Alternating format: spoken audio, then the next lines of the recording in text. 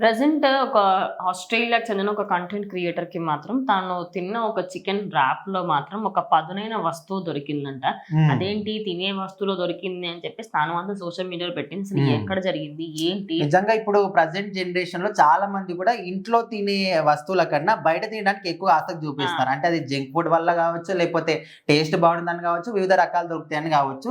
So, మొత్తానికి recent టైమ్‌లో shawarma గాని, రుమాల్ ర్యాప్ గాని, అది చికెన్ ర్యాప్ గాని, ఈ విధంగా కొన్ని ఫేమస్ ఐటెమ్స్ తినడానికి కూడా ఎక్కువ ఆసక్తి చూపిస్తున్నారు. సో, అదే విధంగా ఒక ఆస్ట్రేలియన్ కంటెంట్ క్రియేటర్ ఎమిలీ ఆమె పేరు. సో, ఒక ఫేమస్ కేఫే నుంచి తను మాత్రం ఇది ఆర్డర్ చేసుకుంది. సో, అక్కడ వెయిటర్ ఇచ్చి వెళ్ళాడు.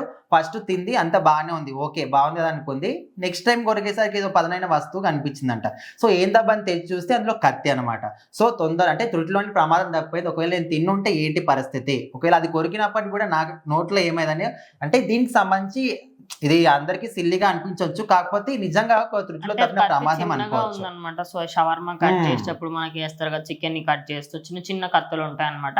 అవి ఎక్కడైతే పెడతారో అక్కడే చికెన్ గూడా ఉంటది. సో, అట్లా హ్మ్. తీసేసి ఉండొచ్చు అని అంటే గూడా చాలా అనుకోవచ్చు. మంది దీన్ని సిల్లీ న్యూస్ ఇట్లా అనుకుంటున్నారు తప్ప, ఇప్పుడు ప్రెజెంట్ జనరేషన్‌లో చాలా మంది పిల్లలు గూడా ఇంట్లో వాళ్ళు తింటారని చెప్పేసి తెలియకుండా గూడా బయట వెళ్లి తింటున్నారు. So, yes. కొంతమంది చిన్న పిల్లలుంటారు తెలియకుండా తినేస్తారు. సో, వాళ్ళ పరిస్థితి ఏంటి? అండ్ అంటే అదే అది విధంగా లోపలికి ఎట్లాగో ఎళ్ళదు. బట్ టంగ్‌కేమన్నా అవ్వడం, లేకపోతే హ్మ్. కార్నర్స్ టీత్ సైడ్ ఏమన్నా డ్యామేజ్ అవ్వడం అంటే అలాంటివి ఓన్లీ ఖచ్చితంగా కత్తి ఉంటుందని గాదు. వాళ్ళు ఏ విధంగా రెడీ జేస్తారు, అట్లా ఏమేమి కలుపుతారో ఓకే. పెద్దవాళ్ళంటే ఏదో ఒక విధంగా వాళ్ళ బాడీ అబ్జర్వ్ చేసుకుంటుంది. ఓకే. తట్టుకుంటుంది. కానీ చిన్న పిల్లలంటే దాన్ని తట్టుకోలేరు. ఏదో రకంగా అనారోగ్యానికి కొంతమందయితే ఇంకా ఆల్‌మోస్ట్ ప్రాణాలు పోయే స్టేజ్ గూడా వెళ్ళిన వాళ్ళు చాలా మందున్నారు.